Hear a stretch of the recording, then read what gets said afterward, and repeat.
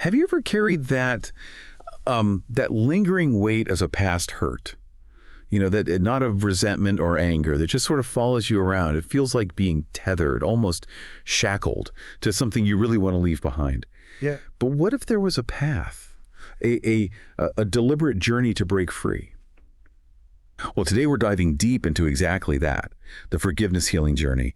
And this isn't just, getting over one thing. Our sources show it's a profound, intentional, and completely voluntary internal process. It's really designed to set you free. Yeah, and that's really the core of our mission today, isn't it? We're going to unpack what this journey actually is, tackle some really common misconceptions that, frankly, stop people cold, and then we'll get into the surprising science behind it. We'll look at practical ways to engage with it, the really transformative benefits for mind and body, connect it back to ancient wisdom, and even look at some alternative paths. And everything we're sharing, it's built right from a deep stack of sources: psychological science, therapeutic practice, contemplative traditions, the works. And here's the absolute core benefit, the real takeaway for you listening. This whole thing isn't for the person who hurt you. Not really. It's entirely 100% for your well-being. It's about reclaiming your power, your emotional state, moving forward without that burden. What's kind of amazing is the internal locus of control. It only depends on your choice, not on anything they do. You're in the driver's seat. Okay, so let's unpack this journey.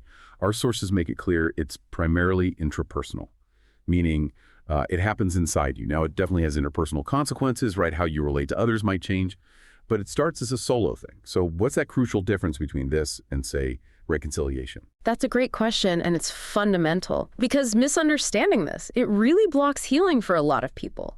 You see, reconciliation, that's mutual. It needs both people to rebuild trust, repair the relationship. Forgiveness, though, that's unilateral. It's something you choose, completely independent of the other person. Whether they even know you're doing it, doesn't matter for the act of forgiving itself. Which means, and this is key, you can fully forgive someone and wisely decide not to reconcile, especially if they're still harmful or, unrepentant. Ah, okay, that makes perfect sense. It's about freeing yourself from the weight, not letting them off the hook for what they did.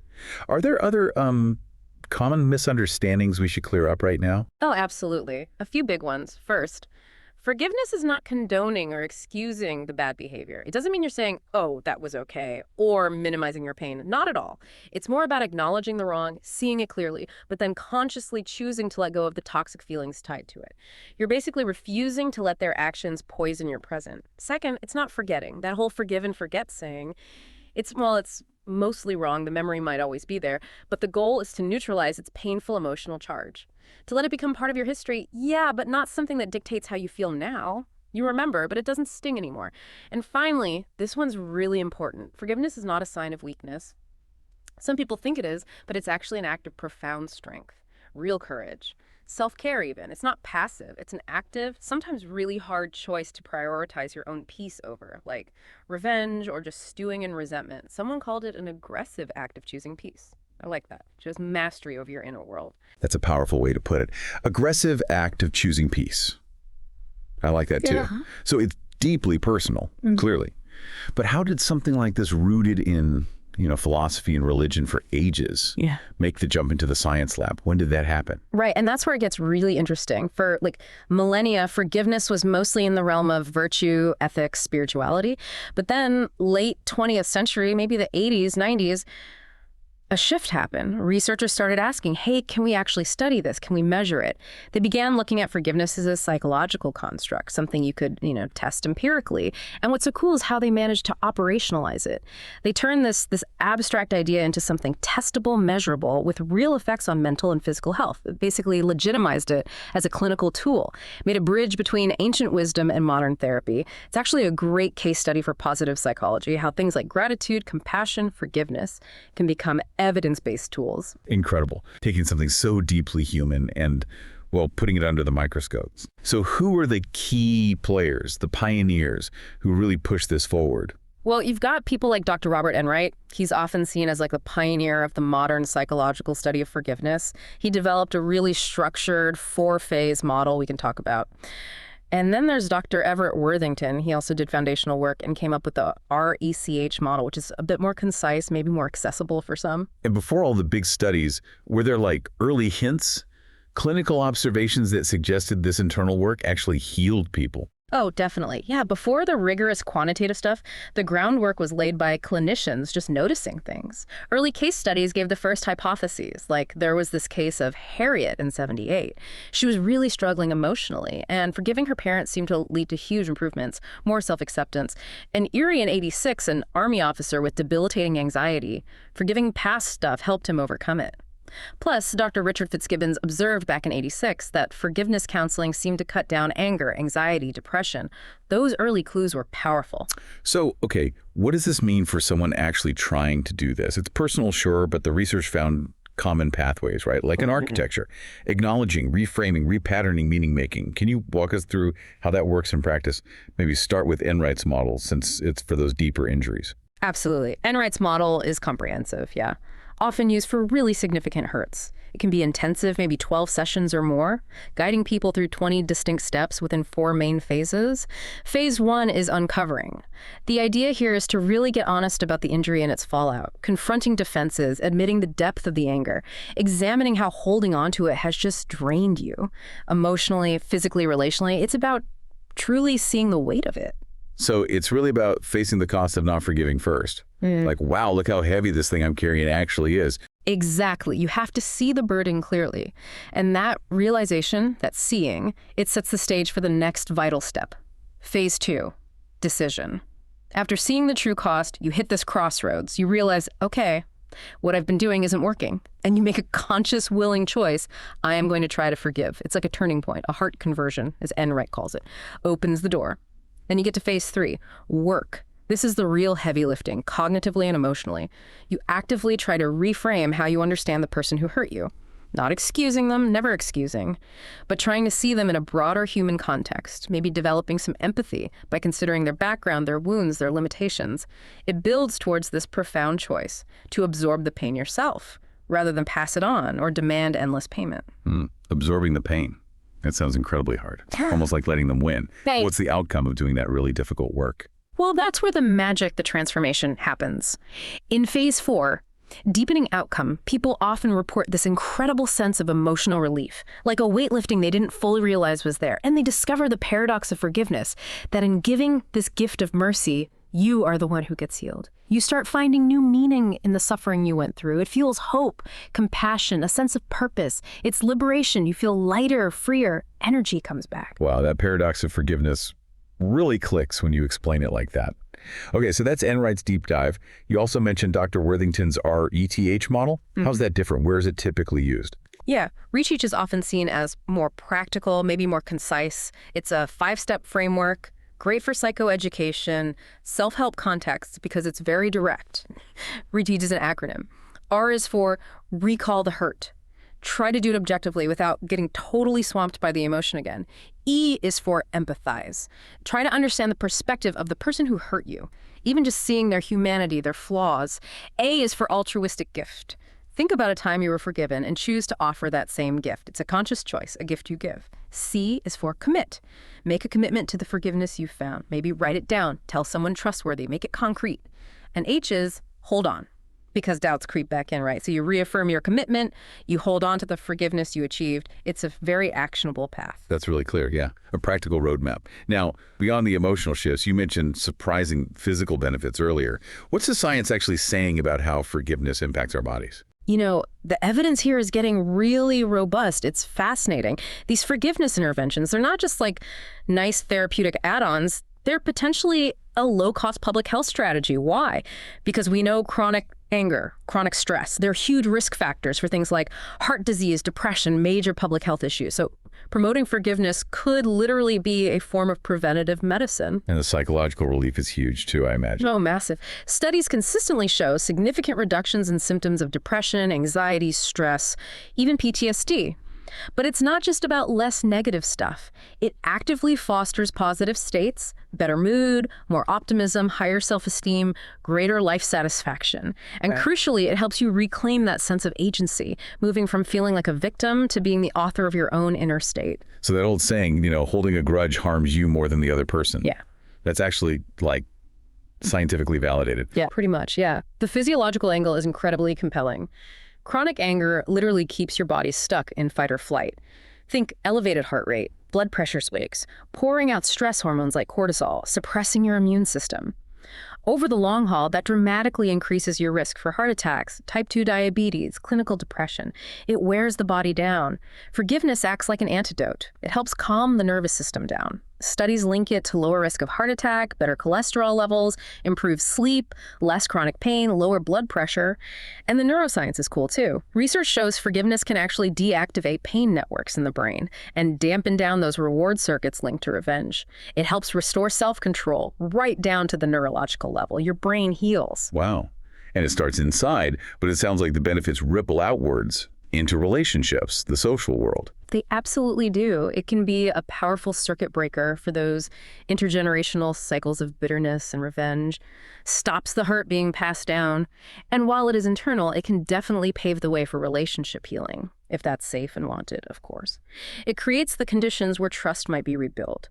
Plus, just cultivating a more forgiving disposition tends to boost empathy and compassion in all your relationships, not just the one that caused the initial wound. And connecting this to the bigger picture. Yeah. For thousands of years, forgiveness has been central to spiritual and philosophical traditions all over the world. That ancient wisdom gives such a rich backdrop to the modern science. Yeah, that synergy is really powerful, isn't it? Like maybe your spiritual beliefs give you the deep why. It's a duty. It's how you find peace. Yeah. And then the psychology gives you the evidence-based how the concrete steps. It's like faith or philosophy provides the engine and a therapeutic model provides the steering wheel. Exactly. It's a core virtue almost everywhere. In Christianity, it's huge. A direct commandment, boundless 70 times 7 and reciprocal, forgive us as we forgive. The driving force is often emulating God's grace. In Judaism, strongly encouraged, but often there's a link to the offender's sincere repentance, to tshuva, that turning back, making amends. It highlights the connection to justice. Some acts are even seen as beyond human forgiveness, left to God. Islam views it as a noble act of mercy, leading to inner peace. The Prophet Muhammad is often cited as an example. In Buddhism, it's tied deeply to compassion, karush, and non-attachment. Anger is seen as clinging, a source of suffering, dukkha. So forgiveness is about letting go of that clinging. And in Hinduism, kama, forgiveness is a divine quality, essential for spiritual growth and maintaining cosmic order, dharma. It's woven into the fabric of so many worldviews. So how does this actually get used in, say, a therapist's office? I'm guessing it's not usually a therapy all on its own, but integrated. That's exactly right. In practice, it's usually not some rigid, separate forgiveness therapy. It's more like a flexible, active ingredient that therapists use to target unresolved resentment within whatever approach they're already using. So how does it fit? Well, sometimes you do have core forgiveness therapy using models like Enright's or Worthington's directly if anger is the main issue. But often it integrates. With CBT, cognitive behavioral therapy, the work phase of forgiveness, that reframing part, that is cognitive restructuring. CBT helps you challenge the thoughts keeping the anger alive. Or take ACT, acceptance and commitment therapy. ACT is about accepting hard feelings and committing to your values. Forgiveness fits right in accepting the reality of the hurt, then choosing to move towards your values like peace or connection. CFT, compassion-focused therapy, uses it to build self-compassion, often starting with forgiving yourself and then extending empathy outwards. With trauma-informed therapies like EMDR or TFCBT, forgiveness usually comes later, after safety is established and then the trauma is processed. Makes it safer, less overwhelming. And narrative therapy helps people rewrite their life stories. Choosing to forgive can become a powerful turning point in shifting from a victim narrative to one of resilience. Okay, so forgiveness is powerful, but you mentioned it's not the only path, right? And maybe not always the first step, especially with really deep trauma. It sounds like there's maybe a hierarchy. That's a really crucial point. Yeah, think of it like layers. Often you need physiological safety first, feeling safe in your own body. Then emotional regulation skills. Then you can tackle the cognitive and emotional processing, like forgiveness. And finally, finding meaning and growth. Forgiveness is often higher up that pyramid. It's part of a bigger toolkit. And a really strong alternative, especially when forgiveness just feels impossible or wrong, is radical acceptance. This comes largely from DBT, dialectical behavior therapy. It's not forgiving the person. It's not condoning the act. It's about fully, completely, non-judgmentally accepting the reality of what happened. For your own sake, there's this formula. Pain is inevitable, but pain plus non-acceptance and suffering. By radically accepting the painful reality, you stop fighting it. You free up energy. For some, this leads to closure or feeling unburdened or even just apathy towards the offender, which can be its own kind of peace. And besides these mental strategies, Are there things focused more on the body, the nervous system, that help lay the groundwork? Oh, definitely. Think of these as building the foundation. Polyvagal theory, for instance, really highlights how crucial feeling physiologically safe, being in that ventral vagal state, is for any kind of emotional healing. Your nervous system needs to feel safe enough to even go there. And things like biofeedback and neurofeedback, these are technologies that literally help you learn to regulate your body's stress responses. Shifting out of chronic fight or flight, they build your capacity for the deeper emotional work. They're not alternatives to forgiveness, maybe, but powerful complements. Which brings us to some important nuances and critiques. We need to be careful here. First, let's hammer this home again. Forgiveness, internal, is separate from reconciliation, mutual relationship repair, and trust earned over time. You can forgive someone completely and still maintain very strong boundaries, choose not to reconcile, choose not to trust them again. Totally valid. Second, the whole issue of accountability. This is a big critique, especially with systemic harm like institutional abuse, social injustices. Just focusing on individual victims forgiving can feel inadequate, maybe even harmful, letting systems off the hook. Bishop Desmond Tutu said it so well. True reconciliation exposes the awfulness. Superficial reconciliation can bring only superficial healing. Forgiveness therapy helps heal the internal damage, yes, but it's absolutely not a replacement for demanding justice and systemic change. And finally, what about the truly unforgivable? Things like genocide, murder of a child. Can forgiveness even apply? No one has the right to tell someone they should forgive in those cases, period. But our sources do include these profound, documented stories of people who have chosen that path, even after unimaginable horror, and found some measure of peace. These aren't prescriptive, they don't mean everyone must, but they are powerful testaments to human agency, the choice to not let hate win. So quick recap on those myths. Strength, not weakness. Changing memory's power, not erasing it. Freeing yourself, not condoning the harm. For anyone listening who feels drawn to explore this more, there are tons of resources out there, right, to bridge the gap between theory and actually doing it. Many we use for this deep dive. Yeah, absolutely. Our sources pointed to some great stuff. Foundational books like Robert Enright's Forgiveness is a Choice, Everett Worthington's Moving Forward, Desmond Tutu's The Book of Forgiving. Incredible memoirs, too, like Edith Eger's The Choice. And for different perspectives, books like Amanda Ann Gregory's You Don't Need to Forgive offer valuable critiques. Digitally, there are online courses. The International Forgiveness Institute has resources. Tara Brach. Organizations like the Forgiveness Project collect stories, plus talks on YouTube, TEDx, lots out there. It's really been fascinating to see how this forgiveness healing journey pulls together such ancient wisdom and cutting-edge modern science. And the core message really is that it's fundamentally an internal act. It's about reclaiming your power, empowering you to be the agent of your own healing, not just reacting to the past. And those health implications are just striking, the way it can buffer the body against chronic stress. It's not just about feeling better emotionally, it's like preventative medicine for your physical health too. So maybe a final thought for you to chew on. This journey isn't about wiping the slate clean or pretending bad things didn't happen. It's a much more courageous, transformative process of integrating those painful experiences. Consider this. How might choosing this path, whatever it looks like for you, create a future defined not by that lingering resentment, but by freedom, resilience, and a renewed sense of wholeness? Something for you to discover.